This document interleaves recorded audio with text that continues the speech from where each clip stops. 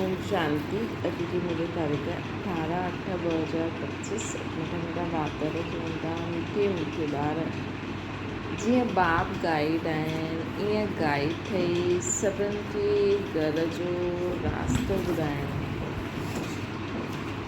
जीअं बाबा गाइड आहिनि ईअं गाइड ठही सभिनि खे रास्तो ॿुधाइणो। अंधनि जी लाठी ठहिणु, असांखे अंधनि जी लाठी ठहिणो। कृष्ण हिन ठहियल ड्रामा में हिन ठहियल अनादि ड्रामा जो राज कहिड़ो आहे जो तव्हां ॿार ई ॼाणंदा आहियो। हिन ठहियल अनादि ड्रामा जो राज कहिड़ो आहे जो तव्हां ॿार ई ॼाणंदा आहियो। उत्तर आहे ये ठहियल अनादि ड्रामो आहे। इन में न त कोई एक्टर ऐड थी सघंदो आहे न कोई घटि कमु थी सघंदो आहे। मोक्ष कंहिंखे बि मिलंदो न आहे। कोई चए कि असां हिन आवागमन जे चक्कर में अचूं ई न। बाबा चईंदा आहिनि हा कुझु समय जे लाइ तव्हां मथे वेही सघंदा आहियो, लेकिन पाठ सां कोई बिल्कुलु छुटी न सघंदो। ये ड्रामा जो राज तव्हां ॿार ई ॼाणंदा आहियो। कोई चए असां हिन आवागमन जे चक्कर में अचूं ई न।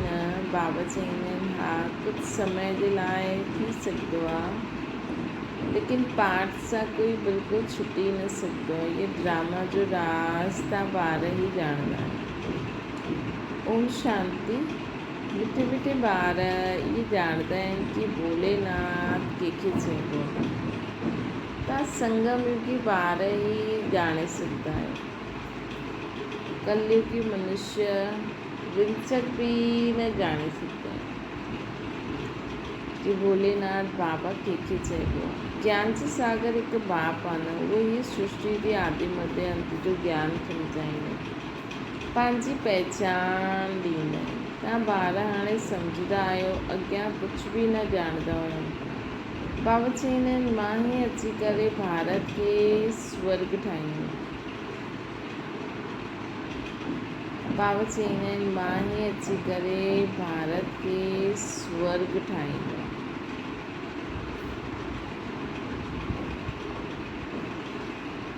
बेहद जो तव्हांखे वरसो ॾींदो आहे न, जो तव्हां हाणे वठो था। ॼाणंदा आहियो असां बेहद जे बाप सां बेहद जो सुख जो वरसो वठूं था। बाप चईंदा आहिनि मां ई अची करे भारत खे स्वर्ग ठाहींदो आहे। बेहद जो वरसो तव्हांखे ॾींदो आहे जो तव्हां हाणे वठो था। बाप ॼाणंदा आहियो असां बेहद जे बाप सां बेहद जो सुख जो वरसो वठूं था।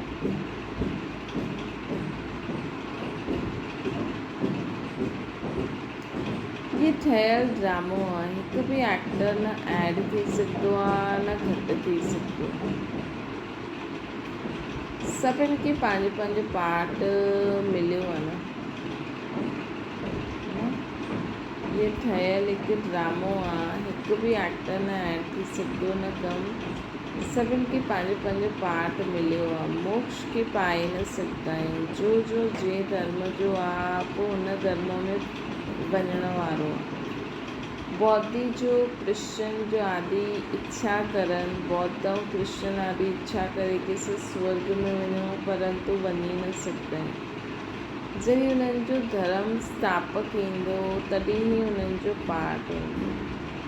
इहे तव्हां ॿारनि जी बुद्धि में आहे। सॼी दुनिया जे मनुष्य मात्र हिन समय नास्तिक अर्थात बेहद जे बाप खे न ॼाणण वारा आहिनि। मनुष्य ही ॼाणंदा न। ये नाटकशाला मनुष्यनि जी आहे। हर हिकु आत्मा निर्वाण धाम सां ईंदी आहे पाठ वॼाइण, पोइ पुरुषारत कंदी आहे निर्वाण धाम में वञण जी। चईंदा आहिनि बौद्ध निर्वाण वियो, हाणे बौद्ध जो शरीर त न वियो न आत्मा वई। परंतु बाप सम्झाईंदा आहिनि वेंदो त कोई न आहे, नाटक सां निकिरी न सघंदा आहिनि, मोक्ष खे पाए न सघंदा आहिनि। इहे ठहियलु हिकु ड्रामो आहे। कोई मनुष्य सम्झंदा आहिनि मोक्ष मिलंदो आहे, इन करे पुरुषारत कंदा रहंदा आहिनि। जीअं जैन मुनि माण्हू पुरुषारत कंदा आहिनि, उन्हनि जी पंहिंजी रस्म रिवाज आहे, पंहिंजो गुरू आहे जंहिंखे मञंदा आहिनि। बाक़ी मोक्ष कंहिंखे मिलंदो न आहे। तव्हां त ॼाणंदा आहियो असां पाठधारी आहियूं। हिन ड्रामा में असां कॾहिं आयासीं, पोइ कीअं वेंदासीं, इहे कंहिंखे बि पतो न। जानवर त न मञंदा, ॼाणंदा न, मनुष्य ई चईंदा आहिनि असां एक्टर्स पाठधारी आहियूं। ये कर्म क्षेत्र आहे न, हिते आत्मायूं ये कर्म क्षेत्र आहे जाते ये कर्म क्षेत्र आहे जाते आत्मायूं रहंदियूं आहिनि, उन्हनि खे कर्म क्षेत्र न चइबो। ऐं मथे जेको कर्म क्षेत्र आहे उते आत्मा ई रहंदियूं आहिनि, उन्हनि खे कर्म क्षेत्र न चईंदासीं।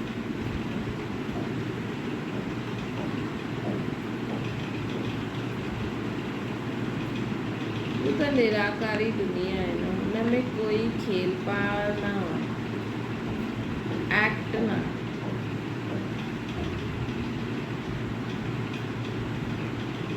हुनमें कोई खेल पार ना आहे, एक्ट ना आहे। निराकारी दुनिया सां साकारी दुनिया में ईंदा आहियूं पाठ वॼाइण, जो पोइ रिपीट थींदो आहे। निराकारी दुनिया सां साकारी दुनिया में ईंदा आहियूं पाठ वॼाइण, जो पोइ रिपीट थींदो रहंदो आहे। प्रलय कॾहिं न थींदी। शास्त्रनि में लिखाईंदा आहिनि महाभारत लड़ाई में यादव और कौरव मरी विया, बाक़ी 5 पांडव बचिया, उहे बि पहाड़नि ते गली थी विया।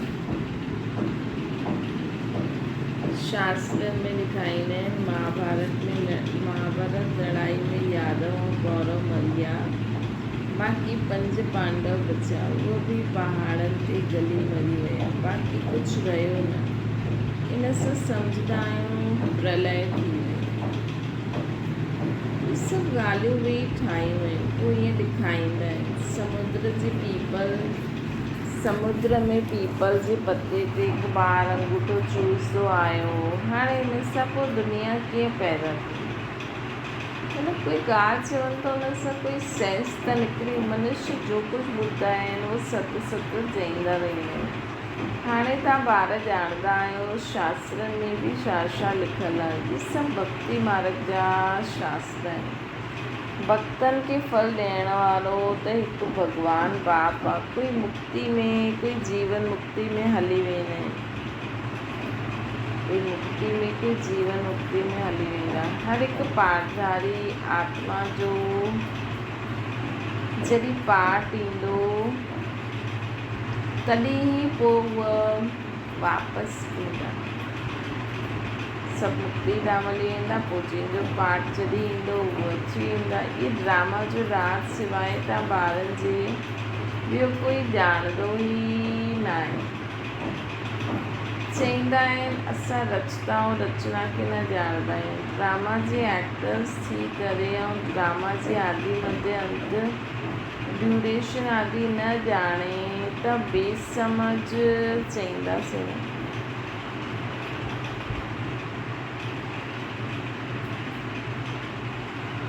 ड्रामा जे एक्टर्स थी करे अगरि ड्रामा जे आदि मध्य अंत ड्यूरेशन खे न ॼाणियो त बेसमझ चईंदासीं।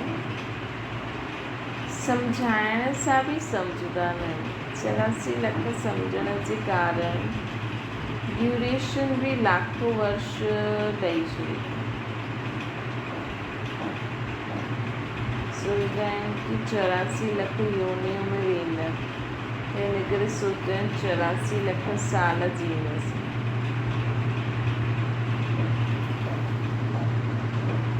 आयु हिन जी ड्यूरेशन सृष्टि चक्कर जो ड्यूरेशन भी 84 लख वर्ष जी छॾे।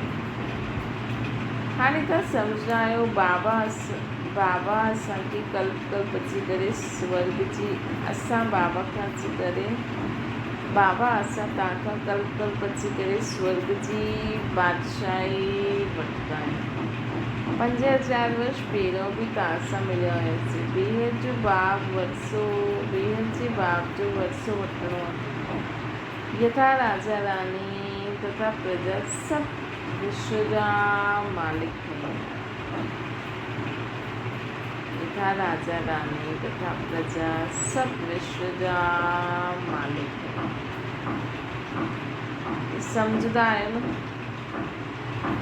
प्रजा बि चईंदी असां विश्व जा मालिक। तव्हां जॾहिं विश्व जा मालिक ठहींदा आहियो हुन समय चंद्रवंशी राज्य न हूंदो त तव्हां भारत ड्रामा जी सॼी आदि मध्य अंत खे ॼाणंदा आहियो न।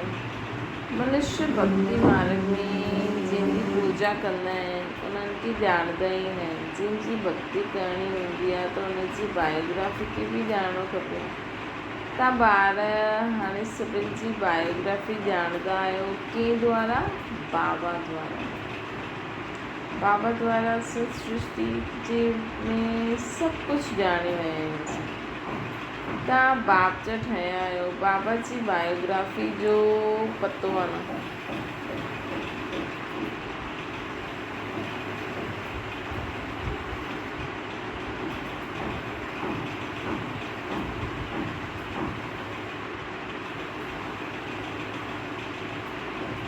तव्हां भारत ड्रामा जे आदि मध्य अंत खे ॼाणंदा आहियो।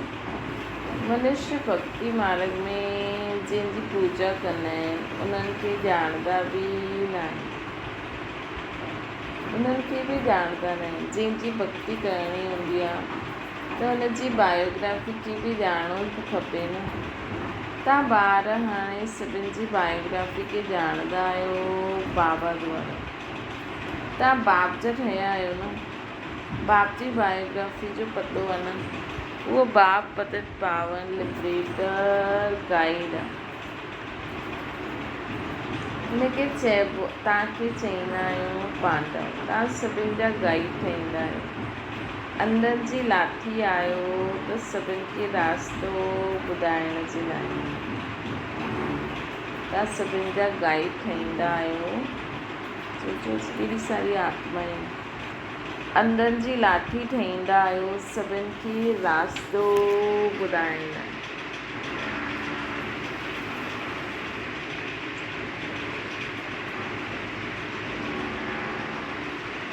यथा बाप गाइड था तव्हां ॿारनि खे बि ठहिणो।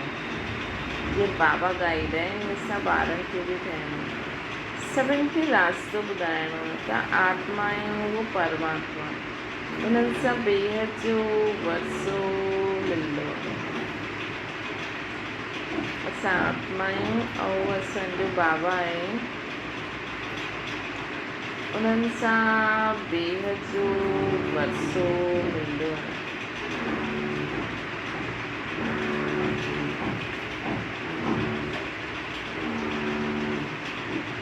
भारत में बेहद जो राज्य हुयो, हाणे न आहे।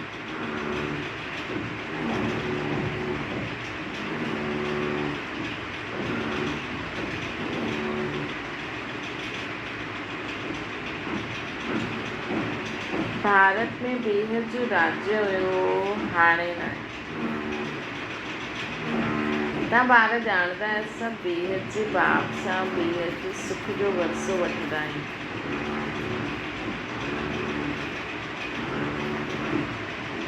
अर्थात मनुष्य खां देवता ठही। असां ई देवता हुयासीं, पोइ 84 जन्म वठी करे पोइ असां ई शूद्र ठहींदा आहियूं। बाबा अची करे असांखे पोइ शूद्र खां ब्राह्मण ठाहियूं। यज्ञ में ब्राह्मण ज़रूरु खपनि। इहा आहे ज्ञान यज्ञ। भारत में यज्ञ ॾाढा रचंदा आहिनि। हिन में ख़ासि आर्य समाजी ॾाढो यज्ञ रचंदा आहिनि।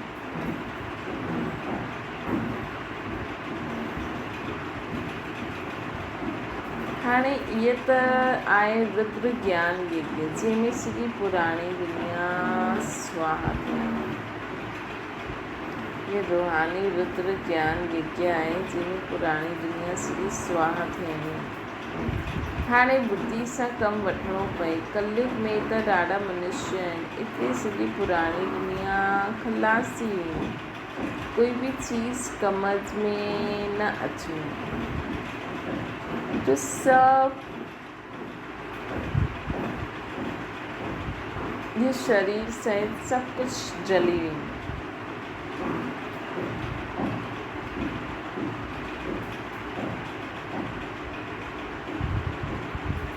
सतयुग में त पोइ सभु कुझु नयो हूंदो। हिते त केतिरो गंद आहे, मनुष्य कीअं गंदा रहंदा आहिनि, वाहन ॾाढा सुठा महलनि में रहंदा आहिनि, ग़रीब त वीचारा गंद में आहिनि, झोपड़ी में पिया आहिनि। हाणे हिन झोपड़ियुनि खे डिस्ट्रॉय कंदा आहिनि, उन्हनि खे ॿी जॻह ॾेई पोइ उहा ज़मीन को बेचता रहंदा आहिनि। न त उथंदा त ज़बरदस्ती उठाईंदा आहिनि। ग़रीब दुखी ॾाढा आहिनि, अगरि सुखी बि आहिनि उहो बि स्थाई सुख न आहे। तॾहिं त चई अगरि हुजे स्थाई सुख त ईअं छो चऊं कि सुख कागृष्ट समान। शिव भॻवान वाचे असां हिन माताउनि जे द्वारा स्वर्ग जो द्वार खोलूं था। माताउनि ते कलश रखल आहे न, उहा पोइ सभिनि खे ज्ञान अमृत पीआरदा आहिनि। परंतु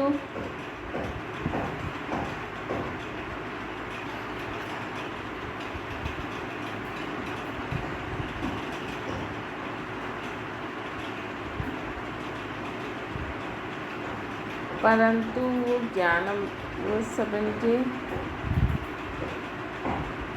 माताउनि खे बाबा कलश ॾींदा आहिनि, पोइ माताऊं सभिनि खे ज्ञान अमृत पीआरदियूं आहिनि। परंतु तव्हांजो आहे प्रवृत्ति मार्ग, तव्हां आहियो सच्चा ब्राह्मण, त सभिनि खे ज्ञान चिता ते विहारण सां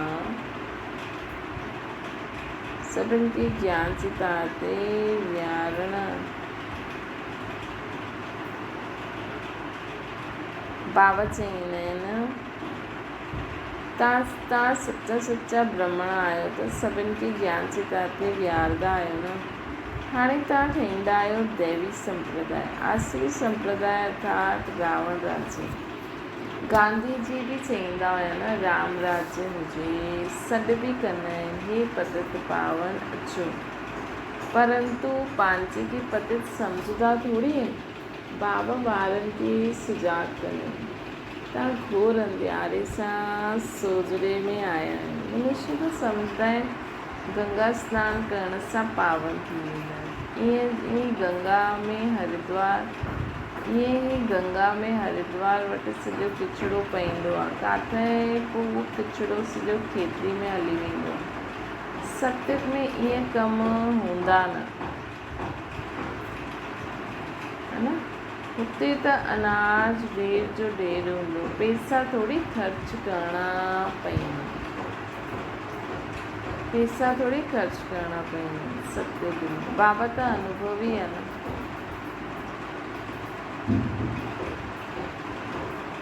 पहिरियों केतिरो अनाज सस्तो हुयो, सत्युग में त ॾाढा थोरा मनुष्य आहिनि, हर चीज़ सस्ती रहंदी।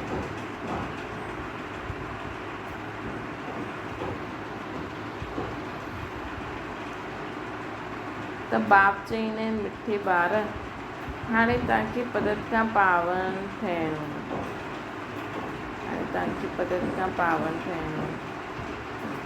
युक्ति ॾाढी सहज ॿुधाईंदा आहिनि, पंहिंजे खे आत्मा सम्झी बाप खे यादि करो। युक्ति बाबा ॾाढी सहज ॿुधाईंदा आहिनि, पंहिंजे खे आत्मा सम्झी बाप खे यादि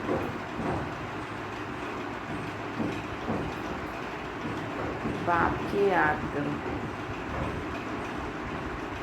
आत्मा में ही खाद पहण सां मुलमिजी थी वई आहे। जो पारस बुद्धि हुई उहा हाणे पत्थर बुद्धि थी वई आहे। हाणे तव्हां तव्हां ॿार हाणे बाप वटि पत्थरनाथ खां पारसनाथनी ठहिण आया आहिनि। बेहद जो बाप तव्हांखे विश्व जो मालिक ठाहींदो, सो बि गोल्डन एजेड विश्व। ये आयरन एजेड विश्व आहे न। बाप वे ॿारनि खे पारसपुरी जो मालिक ठाहींदा आहिनि। त तव्हां ॼाणंदा आहियो हितां जा एतिरा महल माड़ियूं आदि कुझु बि कोई कम में न ईंदा, सभु ख़तमु थी विया।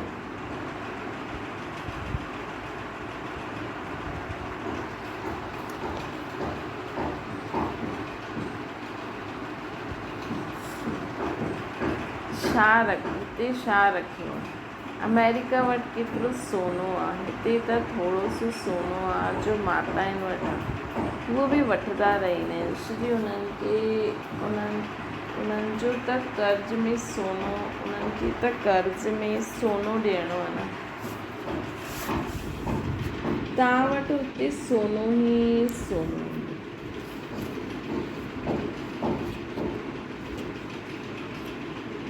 हिते कौड़ियूं, हुते हीरा हूंदा, इन्हनि खे चइबो आहे आयरन। भारत ही अविनाशी खंड आहिनि, कॾहिं विनाश न थींदो। भारत आहे सभिनि खां ऊच ते ऊच। तव्हां माताऊं सॼे विश्व जो उद्धार कंदा आहियो।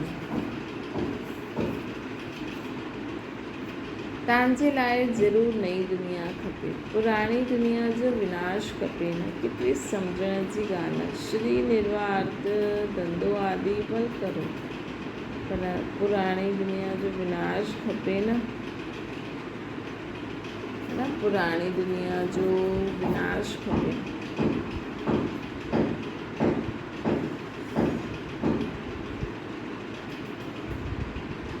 बाबा चईंदा आहिनि भारत आहे सभिनि खां ऊच ते ऊच। तव्हां माताऊं सॼे विश्व जो उद्धार कंदियूं आहिनि। तव्हांजे लाइ ज़रूरु नई दुनिया खपे, पुराणी दुनिया जो विनाश खपे। केतिरी सम्झण जी ॻाल्हि आहे। श्री निर्वार्थ धंधो आदि बि करिणो आहे, छॾिणो कुझु बि न आहे। बाबा चईंदा आहिनि सभु कुझु कंदे हुए मूंखे यादि करो। भक्ति मार्ग में बि तव्हां सम्झी सघंदा आहियो, तव्हां सम्झंदा आहियो, यादि कंदा आया आहियूं। बाबा चवनि था शरीर निर्वाह धंधो सभु करिणो। बाबा चईंदा आहिनि सभु कुझु कंदे हुए बसि मूंखे यादि कंदा। भक्ति मार्ग में बि तव्हां मुंहिंजे माशूक खे यादि कंदा आया आहियो कि असांखे अची करे सांवरे खां गोरो ठाहे। उनखे मुसाफ़िर चइबो आहे न। तव्हां सभु मुसाफ़िर आहियो न। तव्हांजो घर उहो आहे जिते आत्माऊं रहंदियूं।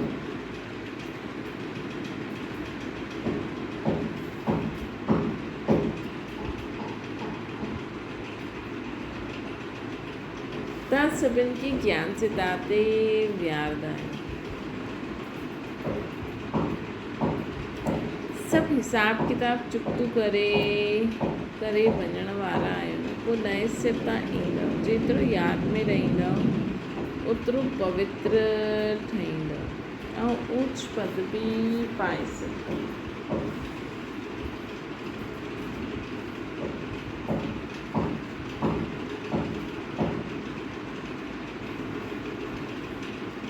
माताउनि खे त फ़ुर्सत ॾाढी रहंदी।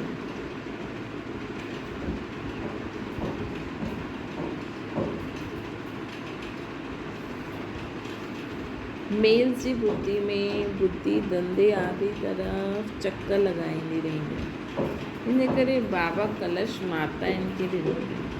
हिते त स्त्री खे चईंदा आहिनि कि पति तव्हांजो ईश्वर गुरु सभु कुझु आहे, त जीअं हुनजी दासी रही वेंदी। हाणे पोइ बाबा तव्हां माताउनि खे केतिरो ऊच उठाईंदा आहिनि। ता नारियूं ई भारत जो उद्धार कंदा आहिनि। कोई बाबा सां पुछंदा आहिनि, आवागमन सां छुटी सघंदा आहिनि?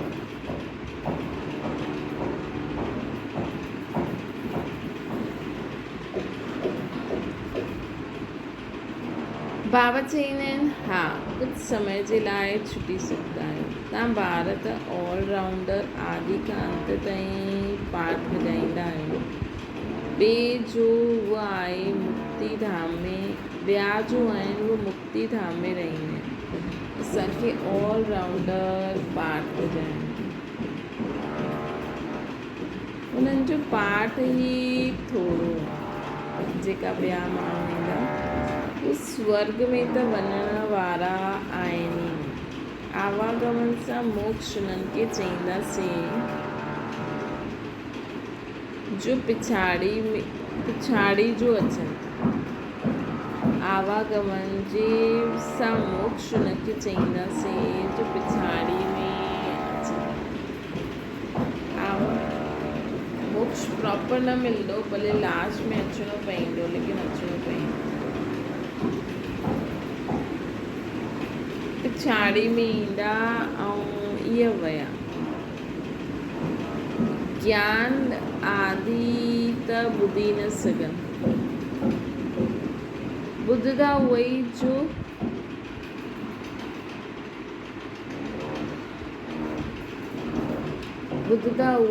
शुरू खां पाठ वॼाइण ईंदा आहिनि। शुरू खां अंत ताईं पाठ वॼाइनि, उहे ई ज्ञान ॿुधी सघनि।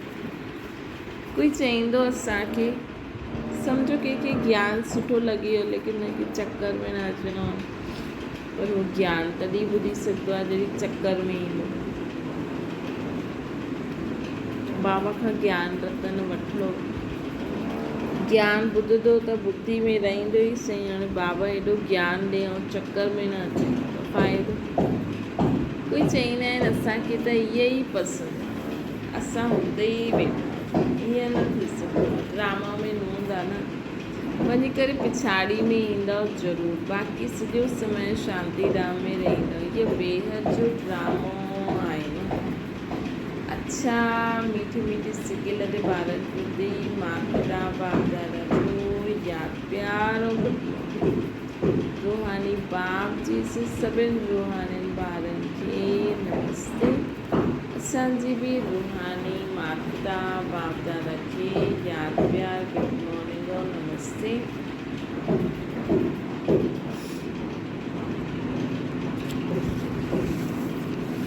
धारणा जे लाइ मुख्य साथ सचो ब्राह्मण ठही सभिनि खे ज्ञान अमृत ॾियारणो। सचो ब्राह्मण ठही सभिनि खे ज्ञान अमृत ॾियारणो आहे। ज्ञान चिता ते विहारणो।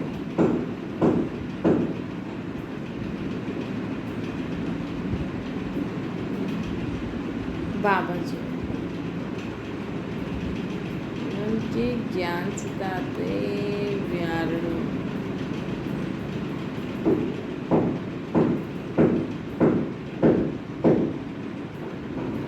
बाबा चवनि था, जो बि तव्हांजे साम्हूं, बाबा चवनि था न कि पंहिंजी विशेषताउनि जो दान कंदा रहो। ज्ञान त सभु जो बि असांजे साम्हूं अचे हुनखे ज्ञान जी छा स्वरूप अनुभव कनि। बाबा चवनि था, जो बि तव्हांजे साम्हूं अचे हुनखे तव्हां सां बाप जे स्नेह जो अनुभव थिए। तव्हांजे चहिरे सां बाप जो चित्र ऐं चलन सां बाप जो चरित्र ॾेखारे मिले। तव्हांजी विशेषता ॾिसी करे उहो बि विशेष आत्मा ठहिण जी प्रेरणा प्राप्त करे। ईअं महादानी ठहो जो आदि खां अंत ताईं पूज्यपन में भी पुजारीपन में भी महान। अहिड़ा महादानी जेका हूंदा आहिनि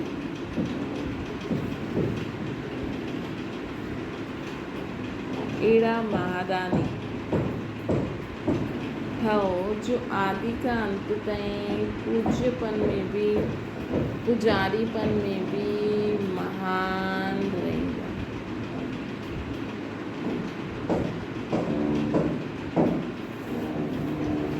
स्लोगन आहे सदा आत्म अभिमानी रहण वारा ही सभिनि खां वॾा ज्ञानी। अव्यक्त इशारो जो सदा बाप जी याद में लवलीन रही मापन जो त्याग वृत्ति में रहंदा आहिनि,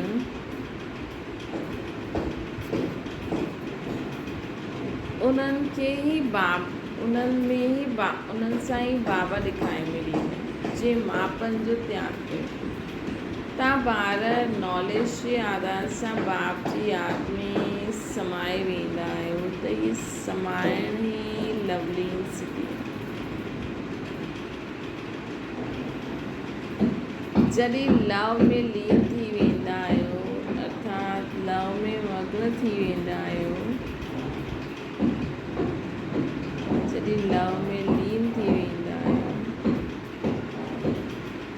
तॾहिं अर्थात लग्न में मग्न थी वेंदा आहियो तॾहिं तव्हां बाप समान ठही वेंदा आहियो। त बाबा जे प्यार में पंहिंजी सभु कमी कमज़ोरियूं बाबा खे ॾेई विकार ॾेई जो बाबा चए जीअं चए उहो कंदा वञो तॾहिं त उहो प्यारु उत्पन्न थींदो आहे। अच्छा ओम शांति। बाबा खे यादि करो।